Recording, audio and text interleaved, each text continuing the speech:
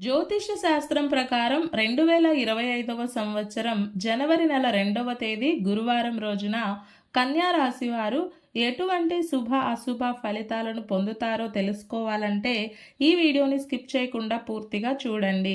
అలాగే తప్పకుండా మా ఛానల్ని సబ్స్క్రైబ్ చేసుకోండి.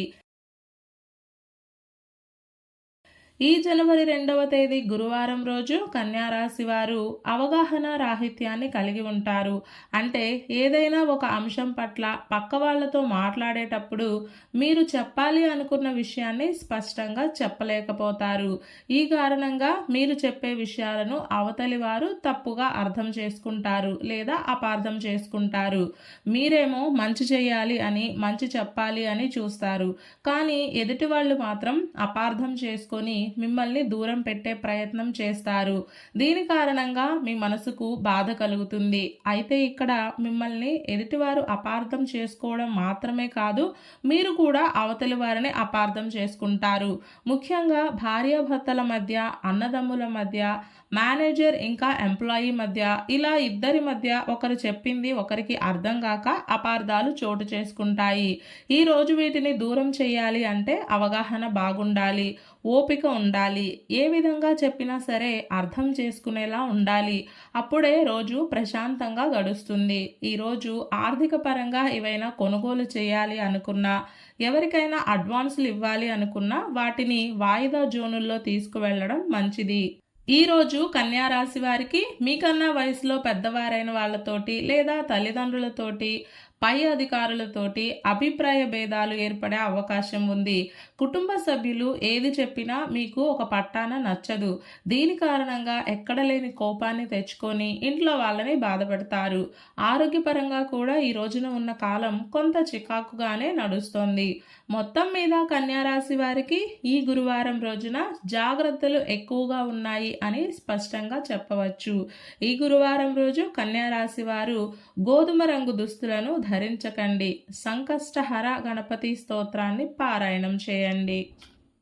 ఈ గురువారం రోజున ఉన్నటువంటి దివ్యమైన తిథి తదియ, నక్షత్రం శ్రవణ నక్షత్రం, రాహుకాలం మధ్యాహ్నం 1:30 నుండి 3 గంటల వరకు, యమగండం ఉదయం 6 గంటల నుండి 7:30 వరకు. అలాగే ఈ రోజు యొక్క శుభ సమయాలు ఉదయం 9:55 నుండి 10:40 వరకు, తిరిగి సాయంత్రం 4 గంటల నుండి 4:45 వరకు. ఈ రోజు యొక్క పంచాంగం ప్రకారం రిజిస్ట్రేషన్లకు, నూతన వస్త్రాభరణాలను ధరించడానికి, శాంతులకు, పెళ్లి చూపులకు, విద్యాపరమైన విషయాలకు, రుణ ప్రయత్నాలకు, ప్రయాసతో కూడుకున్న కార్యక్రమాలకు, వ్యవసాయపరమైన పనులకు, వైద్యపరమైన సంప్రదింపులకు, ఉద్యోగంలో చేరడానికి, ప్రయాణాలకు అన్నింటికీ కాలం చక్కగా అనుకూలిస్తుంది. ఈ రోజంతా శుభప్రదంగా సాగడానికి, అన్ని పనులు సక్రమంగా పూర్తి కావడానికి, అలాగే విజయం పొందడానికి ఉదయం వేళ శ్రీ మహాలక్ష్మి అమ్మవారిని పసుపుతోటి అర్చించండి. కుంకుమ అవసరం లేదు. కేవలం పసుపుతోటి అర్చించి లక్ష్మీ అష్టోత్తర నామాలను పఠించి దీపారాధన చేయాలి.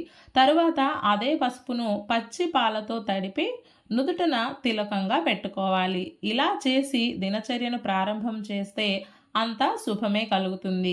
ఈ గురువారం రోజు శ్రవణ నక్షత్రం వచ్చిన సందర్భంగా కలియుగ దైవం అయినటువంటి శ్రీ తిరుమల వెంకటేశ్వర స్వామి వారికి తులసీమాలను సమర్పించి శ్రీ వెంకటేశ్వర కరావలంబ స్తోత్రాన్ని పారాయణం చేయాలి. ఇలా చేస్తే కలియుగ దైవం అయినటువంటి ఏడుకొండల స్వామివారి అనుగ్రహం మనకు కలుగుతుంది. ఈ గురువారం రోజు మనమంతా ఓం శ్రీరామచంద్రాయ నమః అనే మంత్రాన్ని పదే పదే జపిస్తూ ఉండాలి. ఈ గురువారం రోజు సాయంత్రం నరసింహస్వామి వారి ముందు 2 నెయ్యి దీపాలను వెలిగించి నరసింహస్వామి వారి అష్టకం పారాయణం చేస్తే శత్రుజయం కలుగుతుంది, భయాలన్నీ దూరమవుతాయి.